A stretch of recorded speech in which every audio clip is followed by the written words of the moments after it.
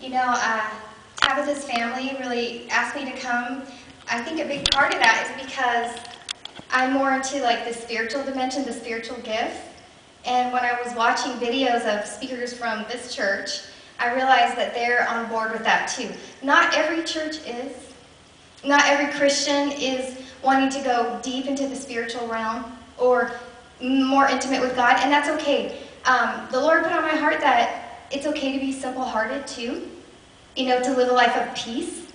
And He even told me one time when I went to a small group where I felt like I just did not fit in, I came home and I was like, why don't these girls, they make fun of me if I say God was speaking to me, you know, and He was telling me this, and they're like, was that with an audible voice? And I realized, oh, they're making fun of me, you know? But that's the kind of intimate relationship I think we should all have, you know? But He said some people don't strive for that, and that's okay. To live a life of peace is to live a life of blessing. You know, if you live a life of peace, there's such a great anointing in that alone. To be at peace with your neighbors, to be at peace with your spouse, your children, your family, and most of all, who? Yourself, and also with God. So whether you desire like the more intense things, or just kind of like, I would like to be a housewife and mother, you know, and just live my days, you know, just living the abundance of just sharing my love with my children, my family, my grandchildren. I believe God's heart is, that's awesome. That's awesome, because whatever you choose to do, God will choose to bless you. And I just feel like that's His heart for you ladies today. So let us pray. I'm just going to ask Him to lead us with this group. What a precious group you are. Just so lovely, so beautiful. And I just see you guys as like flowers. You ladies have flowers, just sweet, fragrant flowers with the aroma of Christ that draws Him in. Thank you, Lord God. We just come before you humbly, Lord God. And we thank you for this season of our life, for such a time as this. Lord God, you are our King. You know all things, Lord God. And you just display your splendor and your glory, Lord God, in this place. And most of all in us. What an honor it is to be called daughters of the Most High King. Oh Lord, be glorified in this place. Be magnified in this place. Oh, let your love fall upon us, Lord God. Let there be no restrictions to just feeling your full presence here. We invite you into this time, Jesus, and we repent for any sins that we might have committed, even unknowingly. Any ancestral, any sins that go back that could prevent us from receiving the fullness of your abundance. Because that repentance, that humble repentance that we come before you in Jesus' name, it breaks all restrictions. Lord, I just proclaim that you are blessing your people in a spirit of humility and praise. Lord, we honor you. We glorify you. Lord, we ask, come into this place, Lord Jesus. You are welcome here. Come into our hearts, Lord God. Speak through us. Let your presence be felt. And may we eagerly desire to know you in a deeper level. And may every area that you've pruned from us, cut off of us this week, in fact, be healed, restored, less pain, and more fruit. More fruit. Thank you, Jesus. In Jesus' name we pray. We thank you that your angels are here, your presence is here, and your Holy Spirit is here to lead and guide us, direct us. In Jesus' name we proclaim. Everyone said, Amen. Amen. Okay, to start off, the two greatest questions I get asked the most is, because I walk in the spiritual dimension, which we all, as daughters of the King, have a privilege to do, people ask me, they say, how did you get the gift of prophecy? How did you get the gift of words of knowledge, meaning you actually hear His voice? The Lord put on my heart that when you belong to Him, you're under covenant. And a covenant is agreement that He makes with His daughters and His sons. That when you honor His laws, and you remember Him in your ways, and you raise up your children in the ways of the Lord to honor Christ, okay?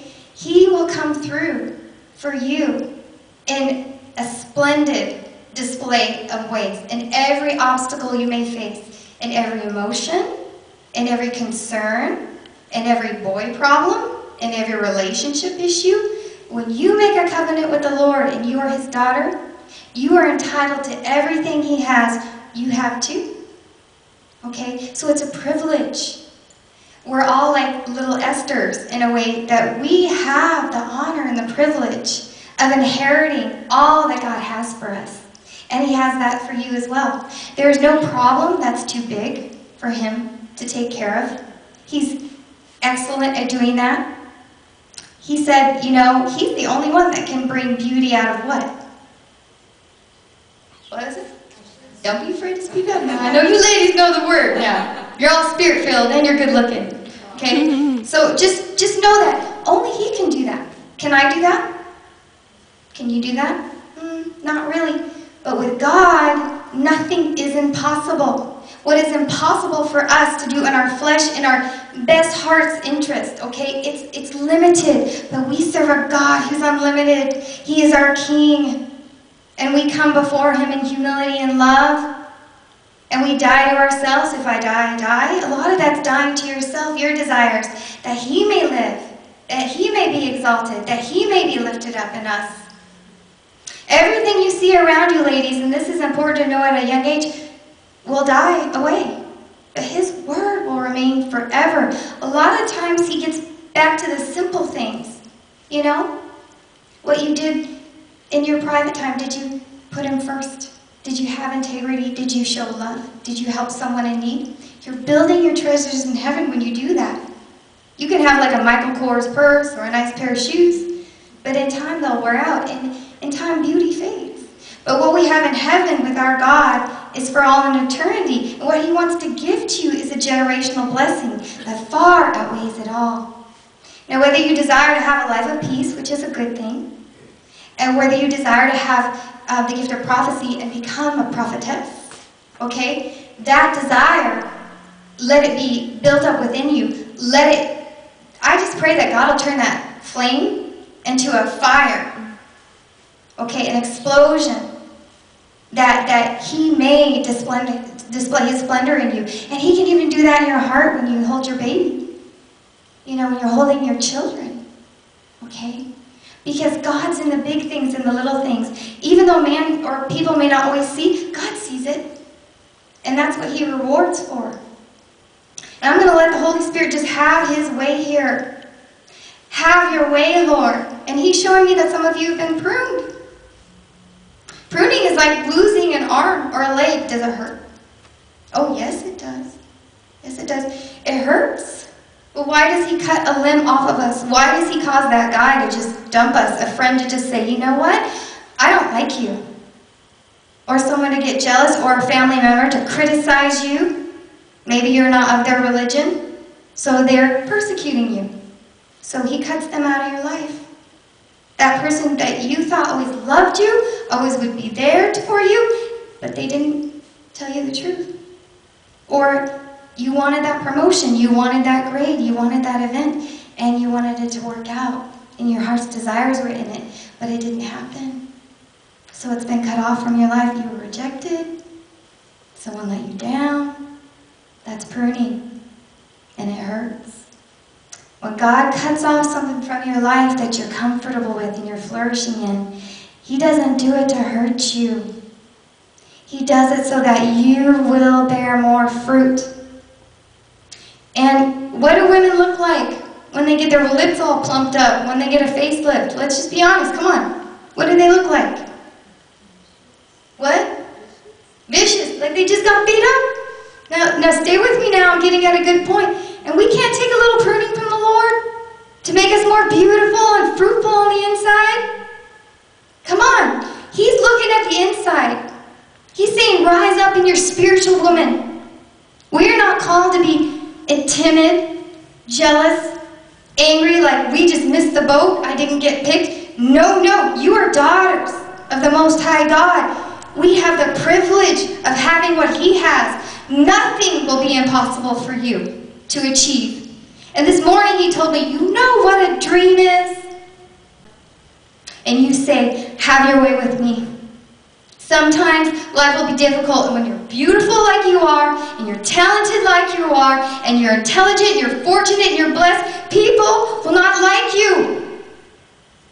Jesus was beautiful on the inside, and people didn't like him. He said, no servant is above their master. If they hated me, some people will hate you for him. And you're going to be the only one that stands, because no one else will stand with you sometimes. But know that you are never alone. God is with you, and like he was with Esther, I believe he's extending his staff out to you today, and he is saying, whatsoever you ask, you'll receive, as long as it gives me glory, even if it's a life of peace and a generational blessing that far outweighs it all. You can't buy those things. You can't get an education for those things. Only God provides those things, and he does it from the intimacy and the love of his heart. If you give all that you have to Jesus Christ, you have not given in vain. You may lose all that you have, and it may cost everything, but you're never at loss. Build your treasures in heaven, where moth and rust cannot destroy, and where thieves do not break in and steal. They might be able to steal your purse here, or your wallet, or your shoes. I had my best jacket stolen from me in junior high. I found it on my old best friend at the roller rink. I said, open the lapel of that jacket. And there was my father's name. It was my father's jacket. Back then, grunge was in. I was like, take that off. She got expelled from school. Okay? I got kicked out for a few days. But anyway, I got my jacket back. So there. Anyway. But see, you don't ever have to worry. When God loves you and he blesses you, no one can take that away from you. And he gives you a beauty, inside, out, that emanating beauty that never fades. That gentle and quiet spirit that my husband often tells me to have more of.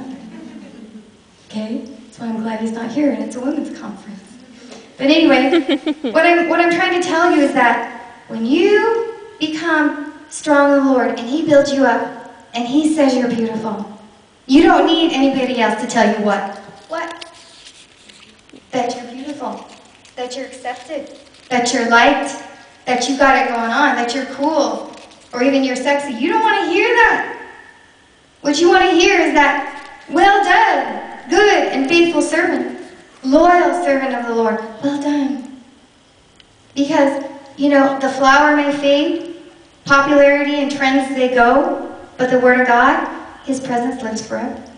It'll never fade. How does God affirm his covenant to his people? Mainly through signs and wonders, but also through the gifts of the Spirit. Apostle Paul tells us in 1 Corinthians 12:31 to eagerly desire the greater gifts.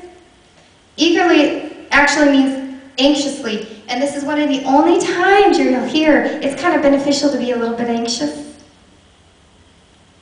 Do you think I wanted those gifts? I did. I really wanted that greater gifts. You know, even if you don't want the greater gifts, have a passion to eagerly desire something in Christ, because he wants you to take your desires and multiply them into dreams. And he wants you to progress, to seeing them happen every day, every moment, okay? He wants you to strive for that. Do you guys have your journals at all? Okay. If you don't, get them on out, and I want to give you 5 steps the Lord gave me, but I'm going to keep talking until you're ready.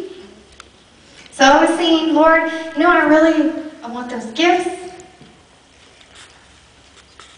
And one day I saw this prophet came to town.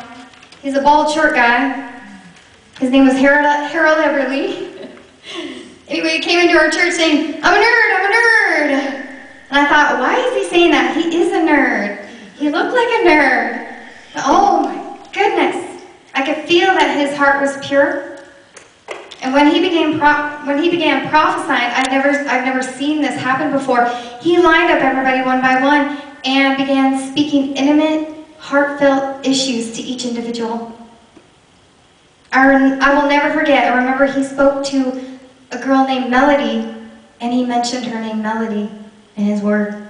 I thought, my goodness, that gift even knows people's names. The Lord does in him. So after seeing that, I'm like, you know, I want that. I want to walk in that gift of prophecy. I want that greater gift. I want to eagerly desire it, okay? So I went to the altar before the Lord and I whispered under my voice, Lord, I really want that gift of prophecy. And he came to me, spoke to me, said, oh, you want to prophesy? Kind of like, you don't really know what you're asking for. I said, yes, I want to be like that guy, that nerdy guy who knows everybody's secrets. I really want to be somebody who prophesies like that. Yes, I want that. I want that. And I waited on him at the altar. I waited on him to hear from him. He said, if you want to prophesy, I want you to worship me every morning. And I was a single student. I said, okay, I can do that. I'll commit that time to you. He said, worship me every night. I said, okay, every morning and every night. Got you. I'll do it. I will do that. And then he said this. He said, cry me a bucket of tears every 2 weeks for lost sinners and souls that are dying and perishing without eternal salvation. And I thought, oh man, God never lies. He only speaks the truth. All I could think about is, that's a lot of tears. Like, I couldn't even answer him. I couldn't say, yes, Lord, because I knew it was daunting almost, the huge responsibility, the weight of what he was asking me. All I could think about when I left his presence is how much tears it would take to fill that bucket. I thought, man, I don't know if I can answer that request. The worship I can do. With the tears, I don't know. I didn't answer him. I just left, but in time, his request settled in my heart. And I thought, how bad do I want this? How bad do I want him to speak through me, hear, his voice? How bad do I want this gift? And so I worshiped him every morning. And I worshiped him every night. And I wept for lost sinners. And I just wept until it welled up in my heart. And I wept for people that are dying and going into eternity separate, without hope, without eternal life. One thing it reminded me of is what Jeremiah talks about in 9:17. He said, let them make haste, call for the wailing women to take up wailing for us, that our eyes may shed tears and our eyelids may flow with waters. Because what he's showing me, ladies, is that our tears are weapons of warfare in the Lord's hands. Because our tears are weapons, and David said that those who sow in tears shall reap a harvest of joy. I didn't fully understand what that meant. All I know is that I began to worship, and I began to weep for lost souls and sinners, and I began to worship, and I began to weep for lost souls and sinners, and I kept crying out to God like Hannah cried out for a baby. And sometimes we must too travail and weep to reach our victory in Christ. To our God, of which nothing is impossible or too difficult.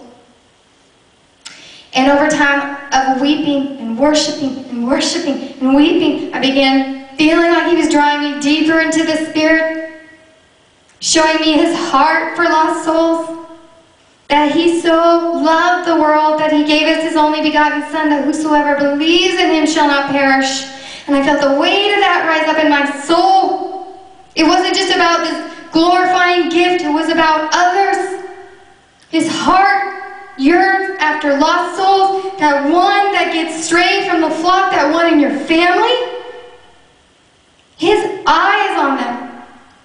He does not want them to enter eternity or perish without them. That's why he came. That's why Jesus Christ is Lord. He's an extension of God's love and healing salvation to all mankind. What a gift! What a gift! But the greatest of these is love. He so loved us that he gave us Jesus. There's no greater price that he could pay than for our salvation. And his heart, the weight of his love, extends through us onto others if you just let him. He was showing me, no, you don't know what this gift is about. You don't know, but you're going to figure it out. In time, I felt like he was taking me like a diamond in the rough and just cutting off my edges my integrity, setting me straight, and showing me his way that's higher than our ways, and his thoughts that are greater than our thoughts.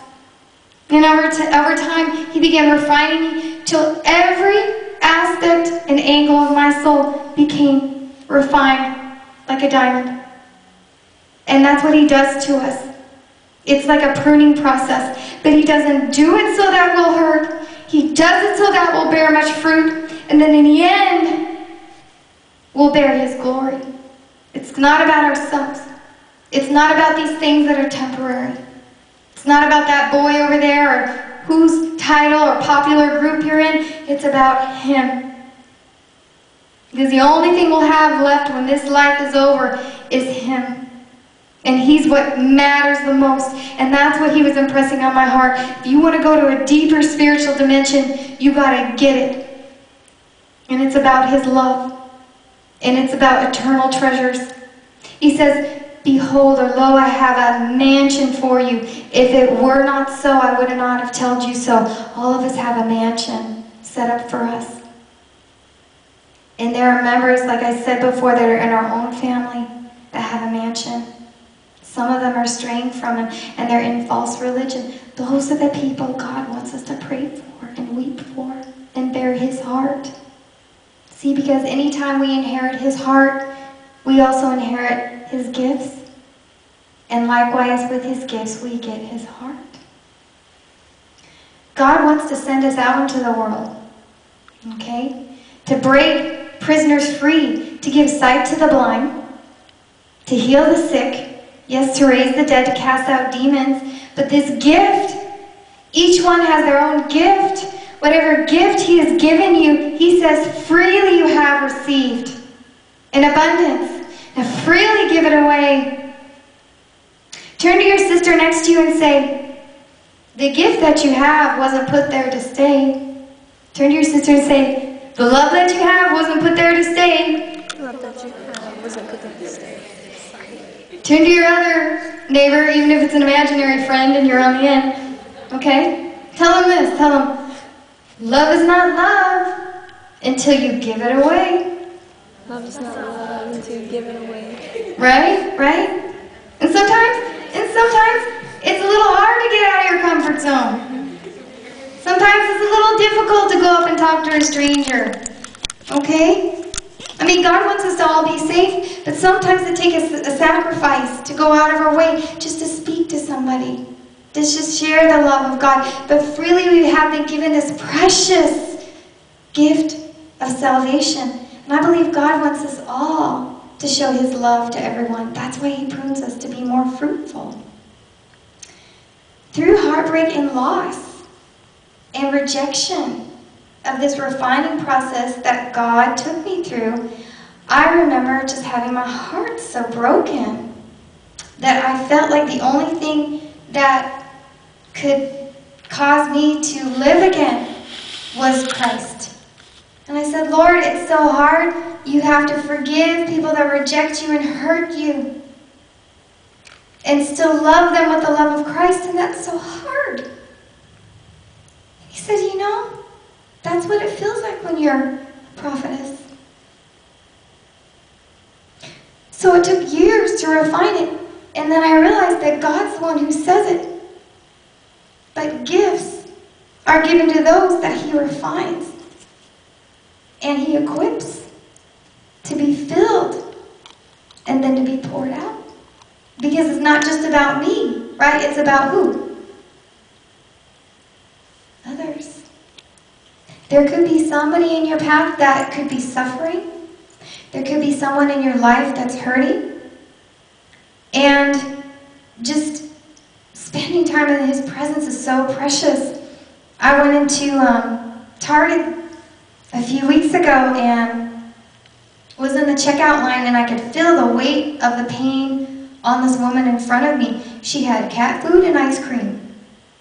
And I thought either her cat likes ice cream or she likes to eat cat food. I was like, okay, Lord, you're telling me to talk to her, but I don't really know what to say, but I'm just going to wing it. So here I go. I said, ma'am, do you go to church in the area? just to break the ice? She said, no, but do you need one? I said, no. I said, I feel like God's putting a word on my heart for you. I said, you know, he's going to take the broken pieces of your life and he's going to put them back together and make it into something beautiful. And before I could finish my sentence, she collapsed on my chest. She began to cry. And she said, I just lost my twin today. They died.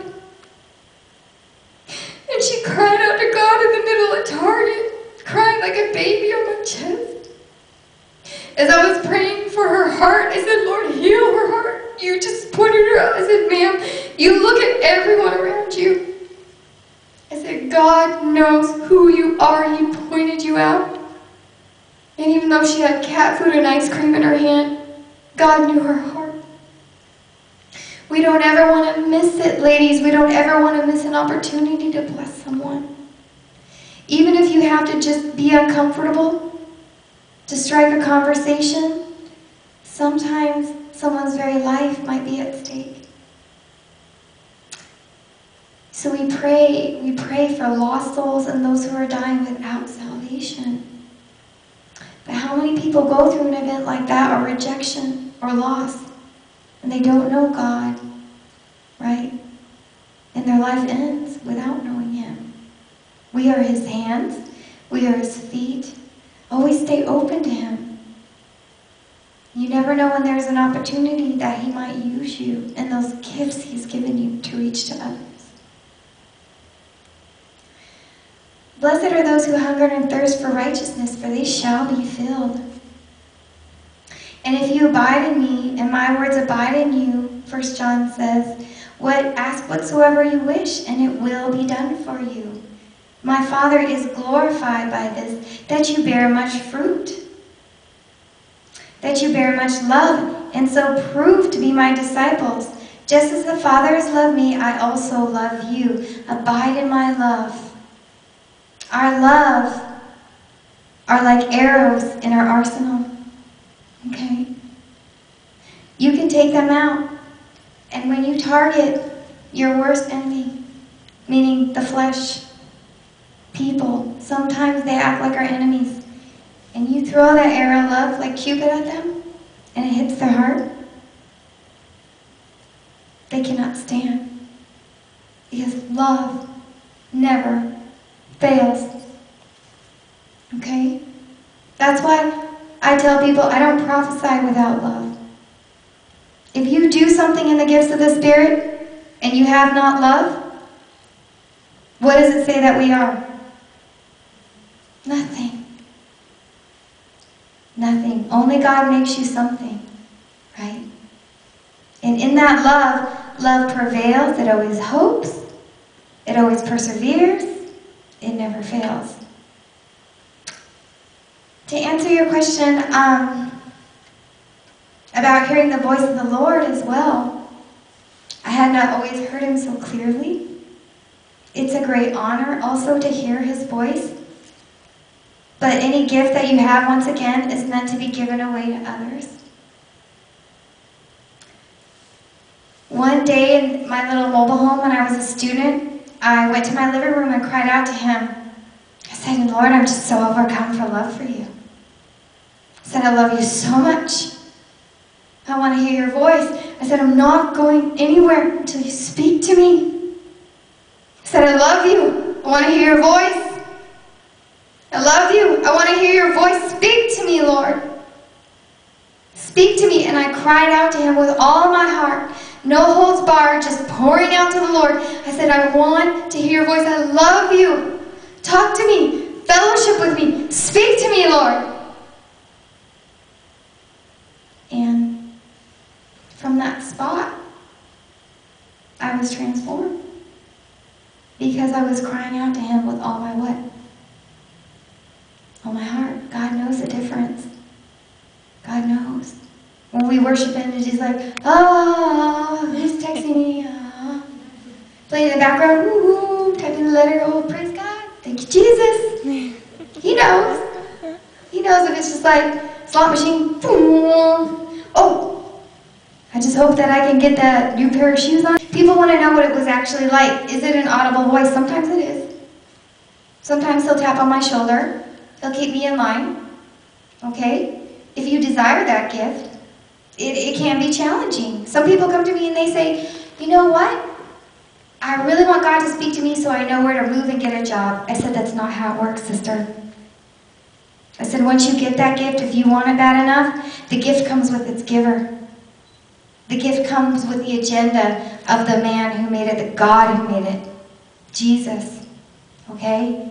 That means when you ask to hear his voice, he will speak what he wills. He's not always going to answer all your questions. It's not like one of those crystal balls. He's not like that. But one thing I realized is that we have a promise in him, that he will never give us more than we can handle. And one area of great encouragement I had was that no matter what I encountered, no matter how difficult it was, his presence and his voice was always there to comfort me. That is the most precious part of the gift, in my opinion. And when does he speak most often? When we come to him with a broken and what? Anybody remember the name for it? The word for it? Say it. Contrite spirit. Very good, sister. You know a lot. You're full of knowledge. Woo! Anyway. Okay, that's a good thing. Growing knowledge, ladies, and wisdom. Let me tell you something. I'm going to just veer off real quick. Proverbs, I just opened this verse. It said, you know, wisdom is like a house being built up. Get wisdom, get understanding. And knowledge fills every room with rare and valuable treasures. You want to know how to get somebody out of the ghetto? Wisdom. Knowledge. Because what does God say in his word even about hard work? If you don't work, you don't eat. That's right. Okay? So you honor his word, you follow it, you grow in wisdom, and it does. It fills your life with these rare and valuable treasures. It'll bring you out of poverty. It'll raise your position. It'll bring you a title and a name and a reputation that's like a fine perfume. I feel like God's saying, that's right. Okay? So anytime you grow in knowledge and humility and wisdom and knowledge, you go up, especially in the Word of God, especially with wise counsel. There's always that maturity that causes you to progress. Okay. So, hearing his voice. I felt like a deaf man that could hear for the first time. It's pretty awesome. Pretty awesome until I said or did the wrong thing, and then he would rebuke me. I'm just being intimate, ladies. He would. He would be like, I rebuke you? I'm like, what? Don't say that. What are you talking about? He's like, don't talk to me. And I'm like, talk back to me. And I'm like, oh no. You know. So yes, he still refines you. If you want to hear his voice, which we all should, right? He's a good shepherd. You're the what? Sheep. My sheep hear my what? And they listen to me. They know me and they follow me. If you don't think we can hear his voice, then you're going to the wrong church. We can't hear his voice. The Word of God says it. People think I'm crazy and I don't care because I get to talk to my Heavenly Father. He makes everything right. There are times when I feel so crushed and hurt, and that's when he gives me a download. But it's not for temporary things. It's not for situations that are just, where should I go shopping? Sometimes he'll help me out with those things. But really, he's into more of the deep things. The things that really move the heart. The important things, like souls, hurting, healing, miracles he wants to move in people's lives. In situations that I just need clarity for. So I'll come into his presence and worship. One time I was going to a women's group and I said to them, man, I was just so agitated and I was having trouble with the traffic on the way there. It was one of those mega churches and I was just kind of getting in my flesh a little too much. And I felt him tap on my shoulder and say, didn't I tell you to limit your caffeine to 2 cups a day? And I'm like, oh yeah, I had a Red Bull. Well, I told this to my group and they thought I was crazy. But you know what? God also, the same God that just keeps me in check, also told me, what do you care? What do you care care, ladies, what other people think about you? What do you care what others think about you? Because the only thing that really matters is what I think about you, God said.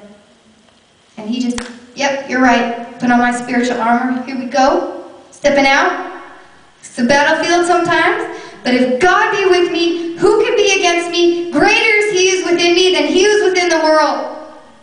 Every gift we have is intended to give it away. Love is not love until you give it away. It's not meant there to stay.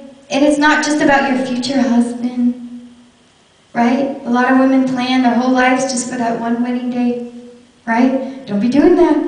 You'll need the money later on for more shoes and a babysitter. Okay? And a pedicure and a massage, trust me. Okay?